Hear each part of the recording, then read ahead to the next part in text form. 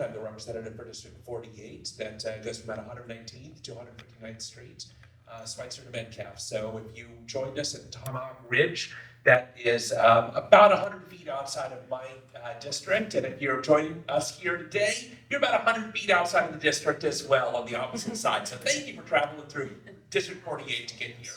I'm on Commerce, Labor, and Economic Development, and State. I'm the ranking member on Judiciary, and a number of interim committees. So thank you very much. Good afternoon, everyone. Thank you so much for coming out on a beautiful Sunday afternoon to participate in our democracy here. I'm Mary Lynn Poskin, Kansas House District 20. I've been serving in this role since 2021, and the committees that I serve on, as my colleagues do, is Commerce, Labor, Economic Development, K-12 budget, which is one of the most important issues that I work on in the State House, making sure that our public schools remain strong and healthy. I'm on Financial Institutions and Pensions, and also the ranking member on the Veterans and Military Committee as the daughter of a lifelong career Air Force officer. That means a lot to me. We just had our Gold Star Memorial at the Capitol last week, and I filed for re-election for 2026 that day. So thank you all for coming. Looking forward to your questions. I'm Linda Featherston. I represent the 16th House District, which is the mall to the community college and then down to the KU Edwards campus on 129th Street, roughly between the highway and Flum, excluding Lenexa North. I'm the ranking member on agriculture. I'm the ranking member on local government. I serve on water and education besides that. And I filed for re-election with Representative Poskin on Thursday. Oh yeah, I filed like a couple of months ago. Yeah. Well, great. I will. Good to know. Well, great. We will go ahead and jump right in. Questions from the audience? Yes, Denise. Redistricting. Yes. I thought it might come up. Is the process for not codified somehow? Like this is how we do it? And so would they have to have some other, like pass a new law to say that they can do it outside of those parameters? The short answer is it's not codified. There are guidelines, but they are not in law.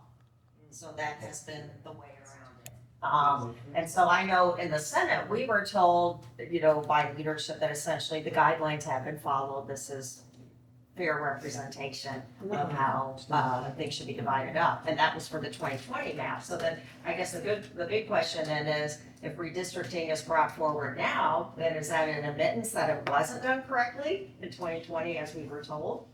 But yes, to your question, those have not been codified. They are guidelines only. I'd say, yeah, I agree, but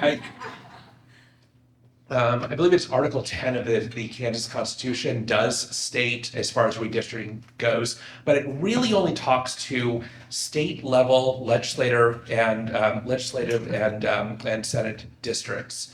And it talks about every 10 years, but it doesn't specifically say in that constitutional section that only every 10 years. And so that kind of leaves it a little bit open. And then the question of congressional districts isn't mentioned, as far as I can tell, in the Kansas Constitution. It's by statute. And so you have every time that you redistrict, you actually have to pass a new law to explain exactly, precisely where all the congressional districts are.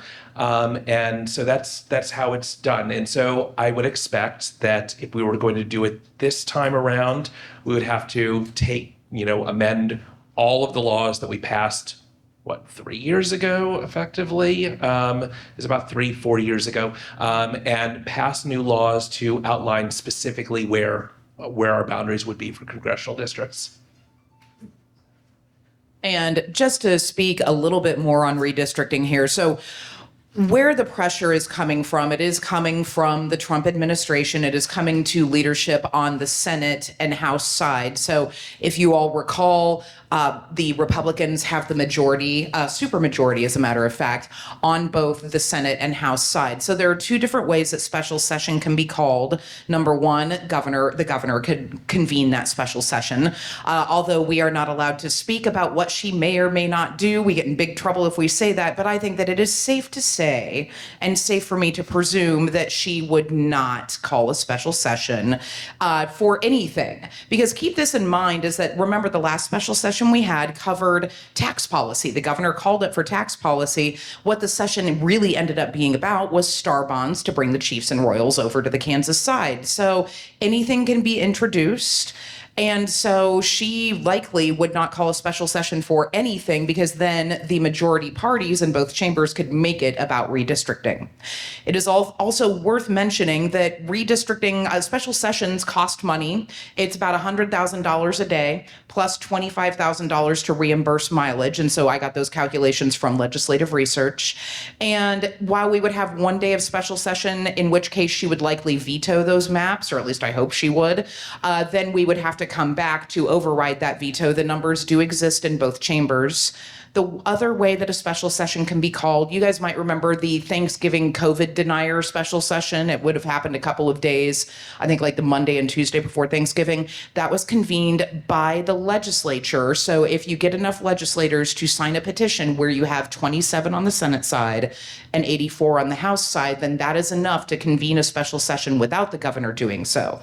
Currently, those numbers do exist in the Senate, although I've heard that, we have some folks, especially Republicans from the Johnson County side, that are somewhat cagey about this. This is good because normally we do talk a lot about partisan division, but the maps that we would see would likely not be drawn by Kansas legislators. This would be the first time that they were drawn by a presidential administration. And while I don't normally express sympathy for my colleagues in the majority, imagine being in control and kind of running your own destiny. We're very independent as Kansans. And then having, the president and DC politics taking hold and giving you your marching orders. If you see maps, those were likely not even drawn by our Kansas senators and representatives. They were probably drawn by the presidential administration for reasons I have as of yet to understand. You don't know. Yeah, no, I don't know. So You're making an assumption. I Don't know. I am. So I am surmising, but I could text the speaker. I get along well with him and he might let me know. If you would like me to do that, I can. But okay. So okay, I'm sorry. So, hi. All right. So in any case, what we might end up seeing is a resistance against this by the Johnson County delegation, because there are concerns that in order to do this redistricting, Johnson County would be divided. And then you have potential maps that radiate out, basically cutting Johnson County. I've heard of cutting it not only between 2 Congress people, but even 3 different representatives. A lot of those representatives might not want that either, because then you have a dilution of their representation. Johnson County has a very strong business community, and it is really up to the business community to determine whether they want representation by one single congressperson that they will work with in order to get Johnson County interests such as transportation and other funding passed, or if they want to be split between 3 people that don't really represent Johnson County. They represent parts of rural Kansas that, don't necessarily have the same fiscal and business interests as Kansas. So we will have to see. I imagine that the votes will be cast in order to convene a special session. That usually does occur. And it is likely to occur, I think, the first one on November 7th. Thank you. Oh, yes, did you have a question? Okay. What else? What other questions do we have today? Go ahead. So with the redistricting, in addition to speaking out to my state senator, who's a Republican, is it worth it to send messages to Ty Masterson and Dan Hawkins? I mean, would they even listen to it if you're not from their specific districts? Because I'm afraid it's anyway. Yeah, I think it is worth it very much so. And I will tell you, you'll probably hear information shortly in the next few weeks about certain legislators that you might want to reach out to that are kind of on the fence about the whole redistricting issue. Because what I've heard, there are some senators that have indicated, lots of times it's a matter of they don't want to come back to Topeka. for a special session. Maybe they've got vacation plans or children getting married or something like that. But additionally, what I'm hearing on the House side is that there's some concern by some of the House representatives in terms of how their districts could be affected going into next year's election. So, like I said, my anticipation is that there will be some people that on the Republican side that may not be convinced that this is what needs to happen, and there will probably be information coming out in the next couple weeks about who those individuals are so that you can reach out to them, because they may likely be the most impressionable in terms of, trying to stay away from a special session. Oh, you've got one right there. I would just encourage you that it's always worth making your opinion heard in as many ways as you can. And one of the things that we've talked about in this forum repeatedly, and that I talk to my constituents about, is going ahead when you reach out to, say, somebody that is not your direct representative, but they're in leadership, be sure and CC your own state senator and your own representative, because if that leadership person goes out and said, we haven't heard anything from Kansans who oppose non-decade or decennial, whatever that would be, redistricting, then you have proof that indeed you did voice an opinion, and your state senator and your state representative would be aware of that as well. Thank you so much. I agree, always worth reaching out, but is it worth reaching out with anything other than an email? I used to walk over to Tim Moen's house and drop it into his mailbox because he said he didn't care about emails, but that was, 12 years ago or something. So, are there other methods that we could try that would catch more attention? I think the important thing is that, one of the best ways to make changes as far as legislation is concerned is to always make your communication respectful. And so respectful phone calls, respectful interactions at all times, because if you are, you might be frustrated with the way that they're doing things, but I think if you, put it at the edge of, or at the baseline of being respectful, expecting to be heard, but politely, and, reaching out to their staff. A lot of the members of leadership do have, they have a full staff. And so that's another way to do it. It might be frustrating, but that is the best way. But you're still talking about email. Phone calls, you could do that. Mm-hmm. Yeah. You can mention them on social media. Of course, definitely keep it respectful, but people do monitor that. They see those mentions, they see that conversation. So anyone with a good comms director is going to be paying attention to that and keeping track of those things. So, but always, making sure that you treat them with respect, because you get a lot further with that. Yeah, and I think I'll add for those not in leadership, sometimes you'll see, you'll get a postcard or see an Instagram ad. I've seen a few of those popping up lately saying, call them at 785-296, . Those are our official numbers in Topeka. Those are not monitored at this time. So if you want to talk by phone, I would go to your representative or senator's website, which I would think exists for everybody in Johnson County, and find their campaign or their cell number, whatever they put out there. I like emails because I can file them easily, but I'll talk to you if we're walking down the street together. I'll talk to you if you give me a phone call.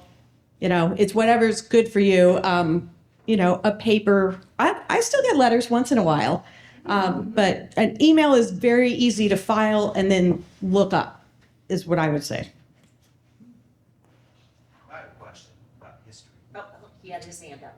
Go ahead. Two things about energy, quick questions. I'm on the Overland Park Environmental Advisory Board. A lot of issues with HOAs ban solar panels. It takes state legislation for the cities to be able to do anything about that, prohibit that within their cities. Is there any chance of that happening is the first question. Then the second is about ratepayers and Evergy and Panasonic and all of the data centers and whatnot. What protections are you going to put in place for the regular ratepayers? I mean, right now, all the giant infrastructure they built for Panasonic just gets put in the rate base and we all pay for it, even though it's just a served in. And what protections are you guys going to put in place for residential ratepayers? to protect us from those kind of things. So I will take the first part of that. Yeah. I've had a bill, I think the past 3 or 4 years in regard to the HOA issue and solar panels.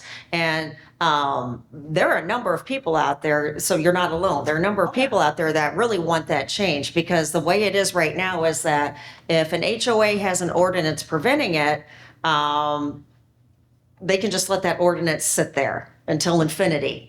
So the bill that I brought forward was basically saying that all HOAs had to basically revisit their ordinances and either readopt those prohibitions or adopt something different. Didn't dictate or mandate that they had to do something, but that's just that they had to revisit the ordinance, and that it comes to a vote before the people in those neighborhoods, because some of those ordinances are very old, very antiquated. It was just standard boilerplate. Everything right Right. at that point in time. Right. And I think back too, do you remember at one point, some neighborhoods had to have those cedars?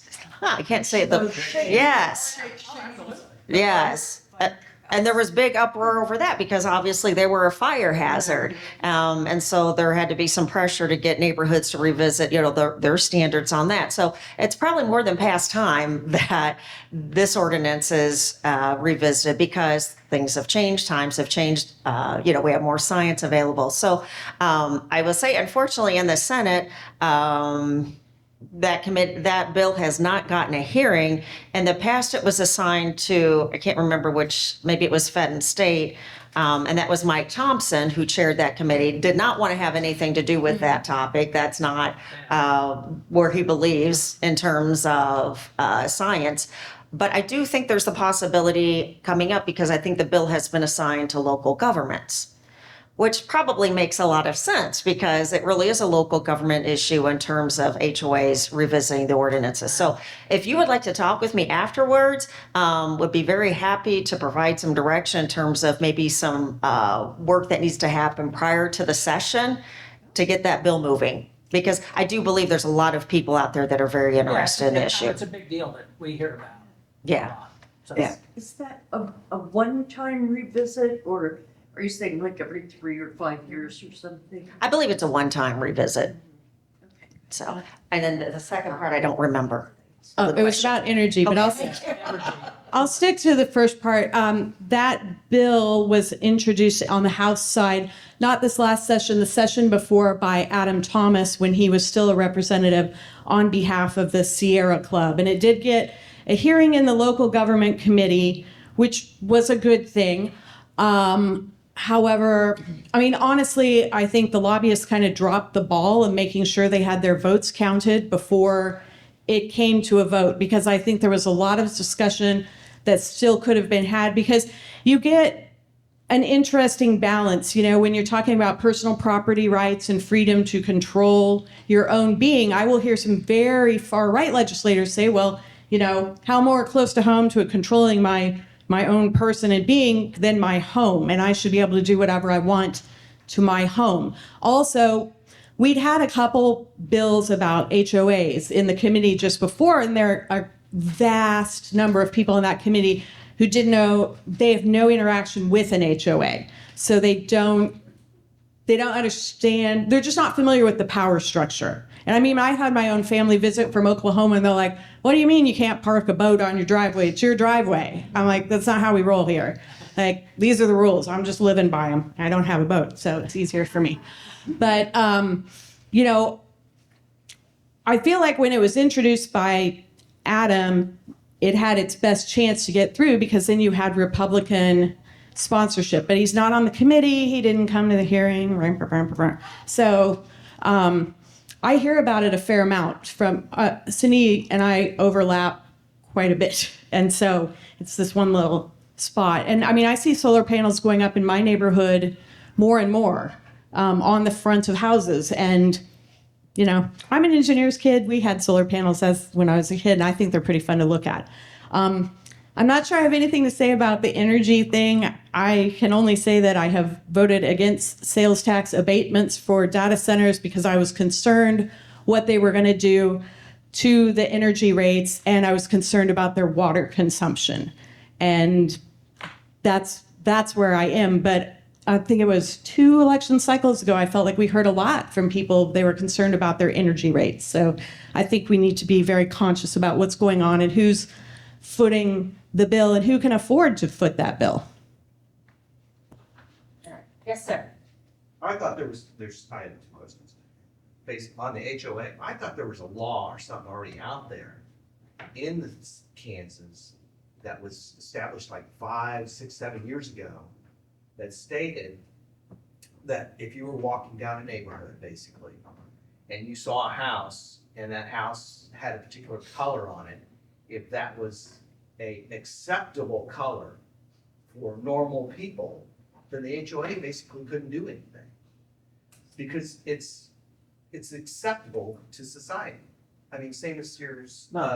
You're wrong. Well, there's a bill, I don't know if you know, there's a bill or article about 7 years ago that they did, the HOA that Kansas put through to protect homeowners. Do you know better? I mean, I don't know.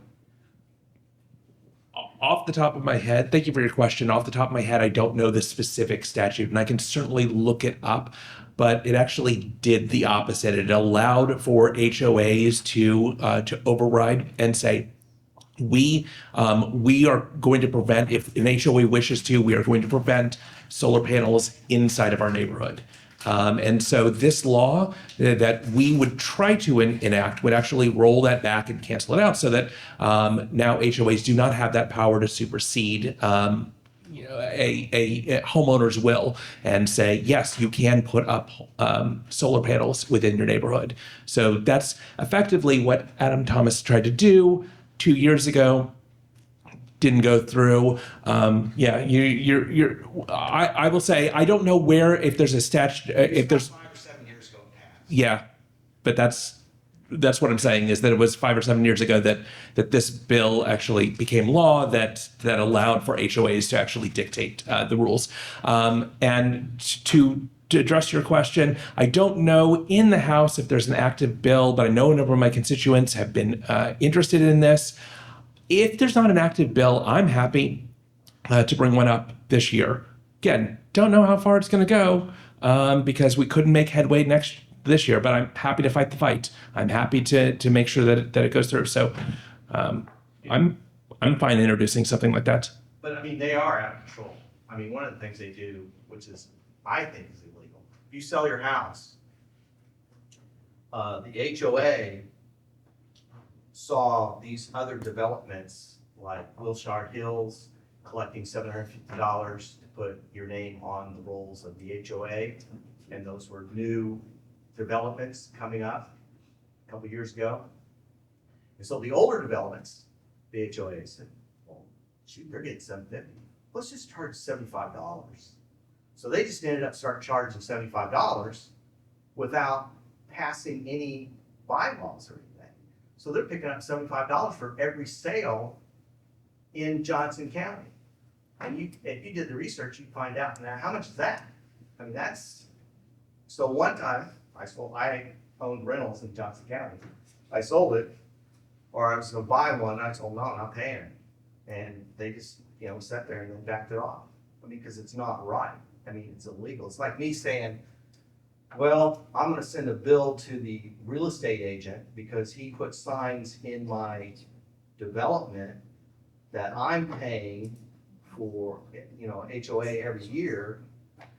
So I'm gonna charge them, so I'm gonna say, you can't sell the house until you pay me $150 for your real estate sign that I had to look at for the last 6 months, And that's not right either. I can't do that. I mean, I've not heard about that, but thank you. yeah, they are collecting $75 every time they sell a house.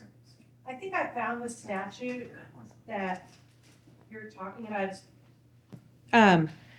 It was enacted 2012, it became law. It is 58-4601, and it seems pretty vague.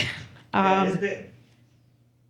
It's just talking about that they can establish rules, but But the rules, it doesn't seem, it's a common interest. They're calling it the Kansas Uniform Common Interest Owners Bill of Rights Act, but it doesn't really list out any rights you have. So maybe they're somewhere else in these other linked Well, statutes. basically, they have established rules. And for an HOA to establish rules besides their bylaws, if you read that boilerplate, it's really hard to do. Oh, it is. They're just, You have to get a lot of unfortunately things. though, it's a complete private enterprise that government really doesn't have anything to do with. It's a private real estate transaction between the people who live there and the developer of the building. And you're asking for more government regulation of private transactions. But they Because don't- that HOA, granted, the HOAs are horrible. I agree, everything you're saying. It's what they do, it's criminal. But it's an elected body of the people who live there. And they have the freedom to do what they want, and they can change their bylaws. And unfortunately, you're asking government to step in and solve the problem of these private people. They can't. And it stinks. These people are getting ripped off all over. I agree with you. They can change their bylaws, but if you read that It's real hard to do boilerplate, though. if you read that boilerplate that's in there, it specifically says the treasurer has to be one of the officers, and it has to write the checks.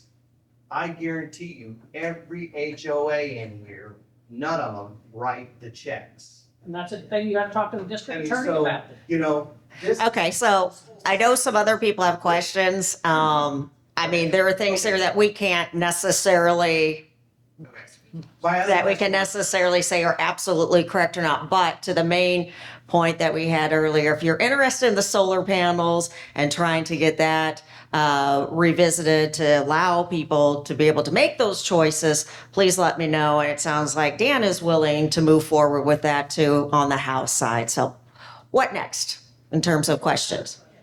I have a question about history. This is the first time I heard about redistricting. You said 3 years ago. Before that one, was it? How often? Every 10 years. No, so before that 3 years, it was 10 years before that? Yes, so every census comes out on the zeros. It usually takes about a year or so before the data comes in, and then the next year after that typically is redistricting. So it's normally around 2022 when we're redistricting for the next 10 years. So this is definitely a anomaly.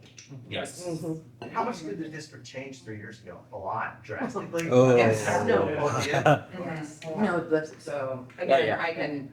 So yeah, I was on the committee. So and I've been involved with politics for quite some time. I've just full disclosure, I used to be the chair of the Johnson County Young Republicans. Then I got elected as a Republican, served for 6 years on the R side. I'm now in my 7th year as a Democrat.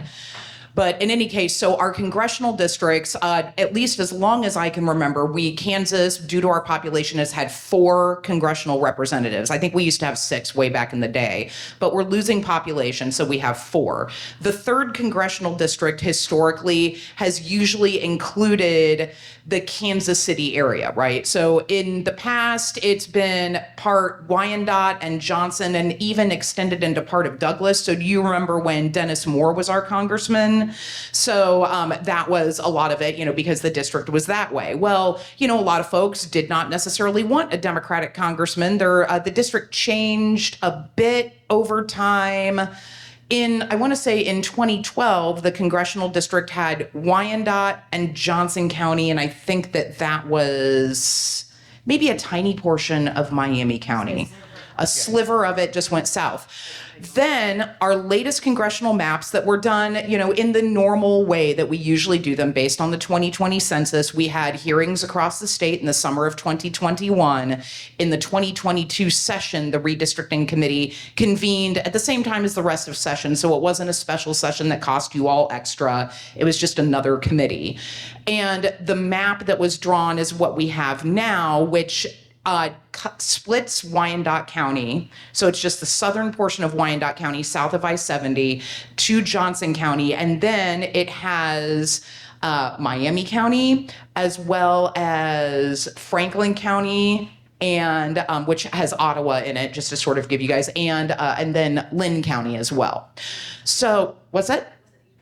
Oh, Anderson County. Yeah, I apologize. And so For that, I think, and we won't talk about the first, second, and third congressional districts. There are some people, there was a map that was drawn that, and that's the way it is now, that the big first is usually traditionally a very Western Kansas agricultural interest district, which is important. They deserve representation too.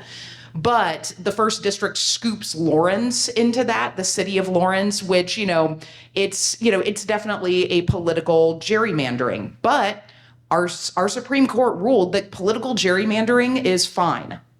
So that is something that has basically been said, that is okay. Racial gerrymandering is not okay.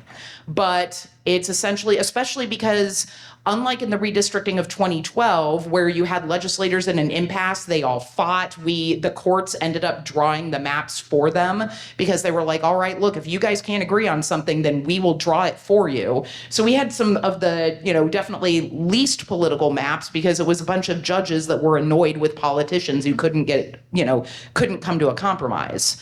So that's the way that we're looking at now. So don't be surprised to see something politically gerrymandered because our courts have ruled that is all right. But racial gerrymandering is not. So we'll see what it looks like.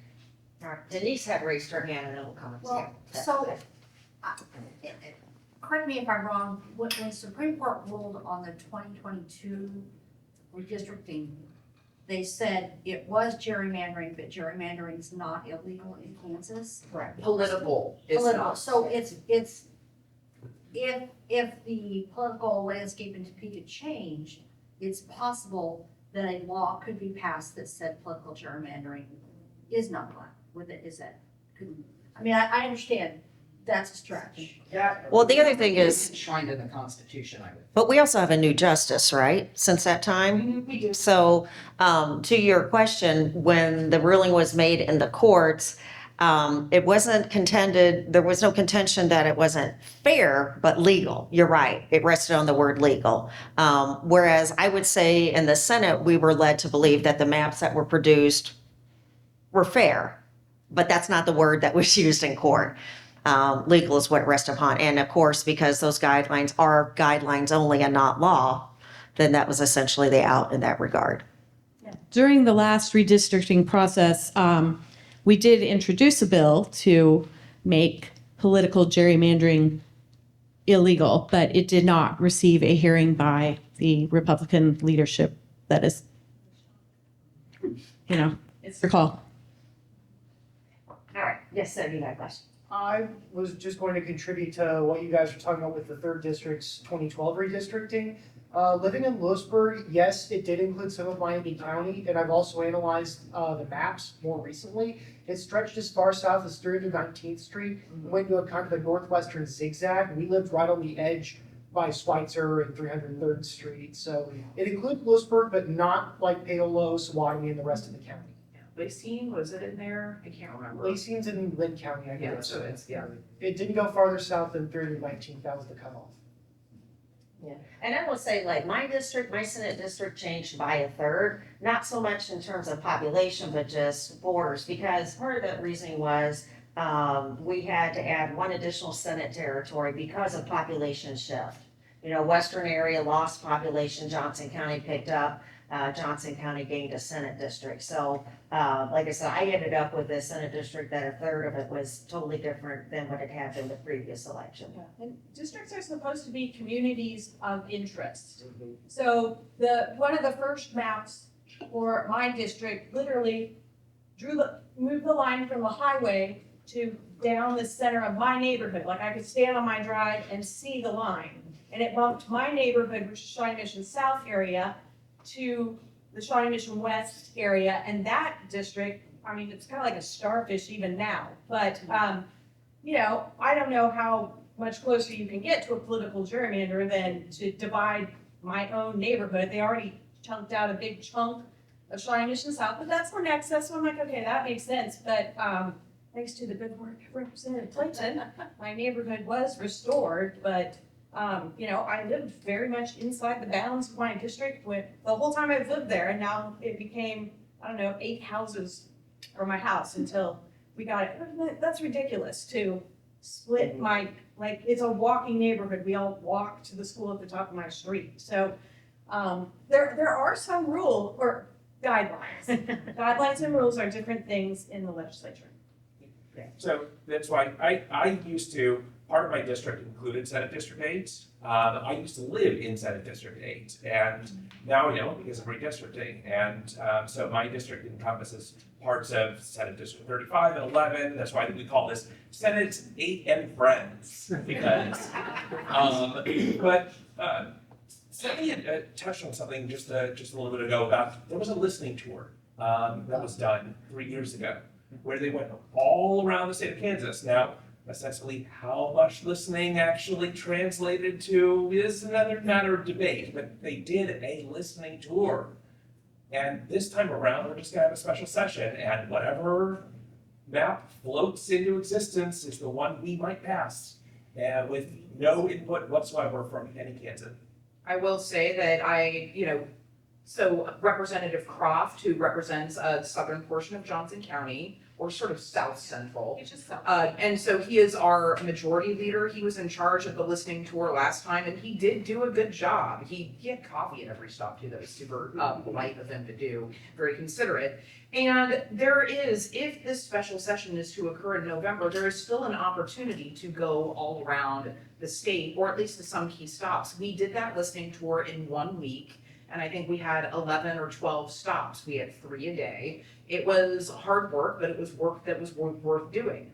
One thing that I really want to emphasize, though, is that what we heard overwhelmingly was do not split Johnson County. We even heard that more than don't split Wyandotte County or keep Wyandotte and Johnson together. We heard a little bit of that, but as far as the community of interest thing, that really did come up the most. People talked the most about the congressional maps, because that's what we see on TV is what is going on in DC. So we think more about our congressional level representatives than we do about State House and Senate.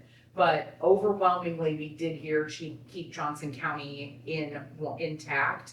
I do hope that we do some more listening tours, because it's just, we work for you guys. The whole point is coming to see you all and hearing from you directly.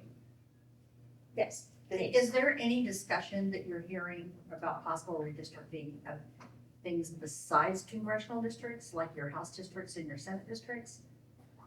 Not at this point, and they can't really, they would have to do some major rule bending in order to do it. Now, that's a great way to leverage control, because they could say, like, a nice district you have there, Osmond, shame if something would happen to you. Because it's honestly, if you're trying to get a deal through and you have, votes that are tenuous, putting certain people's legislative districts in danger is a way to bring people into line. We don't like that tactic, but it is a realistic tactic that is used by the leadership. Now, do I think that they want to go that far? Hopefully not, but we don't know. So I would say, going back to what I said at the very beginning, House level, and House and Senate level districts are part of the state Constitution. In other words, there is a requirement under Article 10 that says that you are to do it every 10 years. It doesn't specifically say you can't do it more than 10 years, but at least I think that there's a strong argument to be made that there's a constitutional protection against redistricting of House and Senate districts. Yes, go ahead. There is always talk about special session, but can't they just do it in January when the regular session reconvenes, or is it already too late because of the registration? Nope, they could do it in January, they could do it whenever they want. In 2012, they were still working on redistricting all the way into the middle of June. There had been a judicial deadline set, I believe. They didn't get it done, and that was when the judicial drawn maps were drawn. So they can do it anytime. I am for January because it's cheaper. Cost you guys less. Riley. In regards to that question, is there like a set date where they would have to have these maps out to at least be voted on in order for it to affect the midterm election?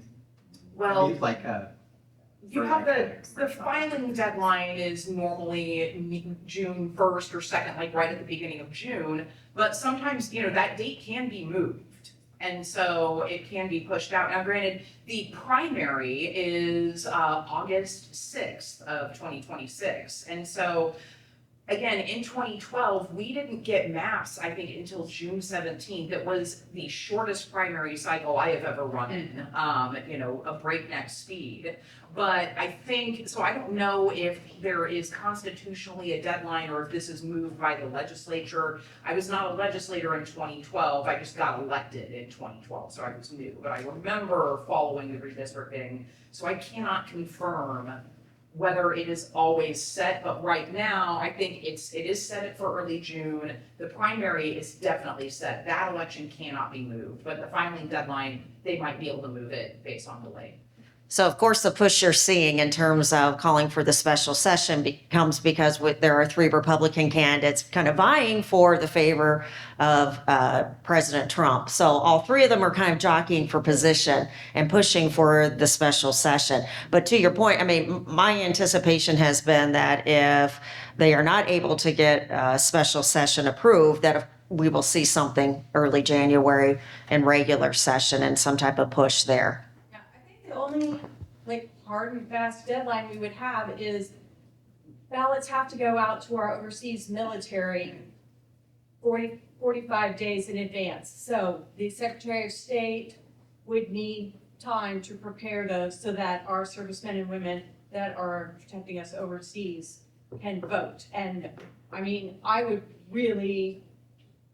know if that's a guideline or a rule, but I can tell you when my husband was having his government-sponsored vacation on the sandy beaches of Saudi Arabia, if an election had come and gone without him being able to vote, I mean, I would raise holy heck over that. That's wrong. 45 days is federal under the Ohio. Yeah, all right, you have a question? Yes, I do have a question this time. A lot of what you've said relies on the courts here. However, recently there was a constitutional amendment proposed that would cause the courts to become politicized through election of Supreme Court justices. Is that likely to pass through the voters, and what's being done to oppose it? And when is it coming up? It's August. Yeah. August 6th of August 4th of 2026. So yes, thank you for that question because On your ballot. because we do need to be talking about that. That was one of the priorities of leadership this past year to get that passed, and that is an amendment that would change the way Supreme Court justices are selected. So just to give you a quick rundown, many years ago, justices were elected. It was a very corrupt system to the point that people said we need a different system put in place. And what was put in place is the merit selection process, where essentially they're vetted. Those who are interested in being on the court are vetted. You can participate in that process in terms of watching the process of the vetting. And from that, 3 are sent to the governor to pick. And then, of course, you do get to vote on retaining those justices. What has been proposed and what the amendment is next year is that it goes to a total political partisan process. And this was not something I would tell you, again, I've done over 50 some town halls across the state this year so far. This is not something that people have been asking for. I had no one come up to me and say, we got to change the way our justices are selected. Property taxes I heard about. Affordable housing and childcare I heard about, but never heard anyone say we need to change this system. So, the intention is, from my understanding, that it's being brought forward and has been brought forward and pushed because Republicans that are in power, of course, pushed the abortion amendment that was August 2022. That did not go the way they had anticipated or had hoped. So this is a backdoor way, change the court, you can change who's on there, you can change the rules. Additionally, it's about education too. Over the past 10 years, we have seen part of the agenda of the far right is to destroy public education. They haven't been able to get there. Again, this is a backdoor approach because if you change the court, you change the decisions that come down. And why do they feel so confident? I mean, if you think about it, you look at our legislature, it has become much more extreme. I entered in 2017. At that point, and I entered on the House side. At that point, there were, I believe, 37 moderates. in the House. And I can't remember the number of Democrats, but we worked together. We passed some really great laws. We ended the Brownback experiment too, working together. Me and my co-chair here who started the Women's Caucus. I mean, you think about that. There was a great working group of people that collaborated. Since then, and again, like I said, I think the number was 37 moderates. Now in the House, we have 28. it was okay. Now in the House, we have one, maybe two, depending on the topic. If you look back at the amount of money that's been invested in those elections, it's been astronomical. So essentially, the far right has been successful in buying those positions in the legislature. So they pretty much figured with some confidence that if this changes, this amendment goes through, they can buy positions on the Supreme Court. This is a little bit odd, but I have a question for all of you. I know I'm hearing a great deal about property tax, and as we prepare to go back in, we talk a lot about this on the tax committee. We did have an interim meeting, and I would be curious to hear what kind of solutions you all might like to see for that, because some of it is due to the free market, right? Everyone wants to live in Johnson County, but what are some solutions you'd like to see regarding the property tax issue? Yes? Pat Proctor is a veteran, and he tried to push a bill through. Yep. And I contacted you, Dan, Yep. who are our representative, but I'd like to see that bill get pushed through. I'm 100% in support of it. 100%. I told Pat Proctor I was in Yeah, support of it. thank you. And I have been working, I've been on the Veterans and Military Committee since my first term, and I have been very supportive of that. What we passed in the House ended up probably being unconstitutional, and so we tried to rework it so that we could actually pass it and not have it challenged in the court. And here's what is very annoying, is that what is happening with leadership is putting that bill that passed the House almost unanimously. It always passes unanimously. They are attaching it to really, really bad tax policy. That is, what's that? Pork belly. Yes, it's Yeah. terrible. And so what we're really trying to do is get them to pass that on its own instead of continually attaching it to the dark store theory, to the Genesis, health, whatever, their bill that they want to put in that benefits big business. And I will also tell you that I have seen leadership use veterans, and it really makes me angry when they tried to pass the exemption for their private airplane not to have property tax on it. They kept saying that veterans are paying personal property tax on their wheelchairs. And that woke me up at 2:00 one morning because my husband's in a wheelchair full time. I'm like, wow, I'm a rules girl. I've never paid property tax on his wheelchair. Sure. We have 4 of them.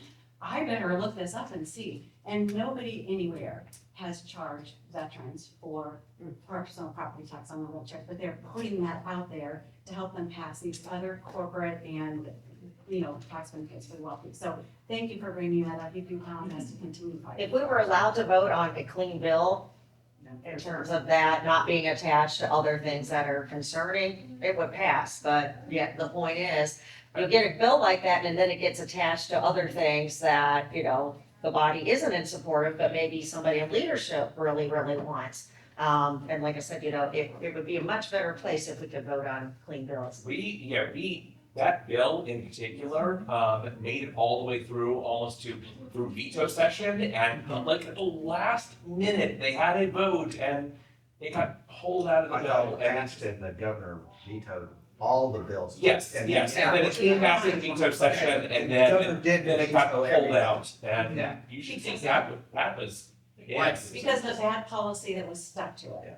So right now, though, there is a bill out there that's law, which is just ridiculous, because I looked it up on it caps your house at $385,000.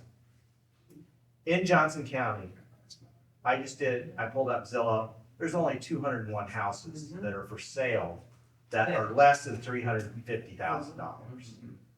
So, and there's 27,000 deaths, I think, in Johnson County, or 26,000. So, I mean, and then how many of those would be even 100% disabled? Well, and here's another thing, I think that we should make that a regional cap, depending on where you live in the state of Kansas. And I will tell you that Adam Smith, our tax chair, I have a Zillow alert to show me when a house is over 385 in his entire district. Yeah. And the only time anything like that ever comes up is if it is a multi-acre farm. And there just happens to be a house on it as well. So you are 100% right on that. It's not fair statewide. Yeah, they don't understand either, they, I mean, I I think, think you're rich if your house is over. yes, You don't need any help. Yeah, last year, the average home price in Johnson County exceeded $500,000 as of last year, and it's just going up from there. All right, so we have to be out of this room shortly. One more question. Jim, you had your hand up at one point. Go back to the redistricting. The model that Kansas uses where it's done by the legislature, are there states who do it a different way? Yes. We ought to consider a whole different system. Yeah, I think, I've been looking into that. There are at least 12 states that do independent commission. There are others that have the guidelines codified. There's some different processes out there. And by all means, I mean, I don't feel it's right that the legislature does this, whether it be Republican or Democrat. I mean, Kind of your own interest. of course, yeah, of we course. should not be drawing our own districts. That's the fox guarding the chicken coop. I mean, no Yeah. offense to my two foxes here. It should not be done by the politicians, and yet in Kansas it is. Can we get some, do you think there's a possibility The of support chances- for legislation to change our? We introduce proposals, we introduce bills to do that all the time, but the chances of that are slim to none, especially with redistricting becoming more and more politicized, because, a lot of times you have people who want to be completely above board and nonpartisan. But there are also a number of constituents that say, well, hey, if one party's fighting dirty, then why aren't you fighting dirty? I believe in something impartial that is controlled by the taxpayers, but not everyone does. Politics is still a blood sport, and there are people that want it that way. And they're not all on one side of the aisle. No, they're not. And so it sounds to me like we need something that comes from the grassroots to insist that we, Yeah, instead of two fighters, we take down the ring and haul it away, we're not gonna have a place to fight. yeah, this is your government. You all are paying for it, without your permission. Taxes are taken from you to pay for your government. You own it. It is up to you to make it in the image that you want it to be. You have that power. Well, very good. We will hang around for a few minutes in case you have individual questions. Linda, jump in here. We have local elections coming up this year. Early voting starts October 25th with Election Day being November 4th. I know I just got the form from the county to request my mail-in ballot. So very important for this area. Blue Valley School Board is up for election.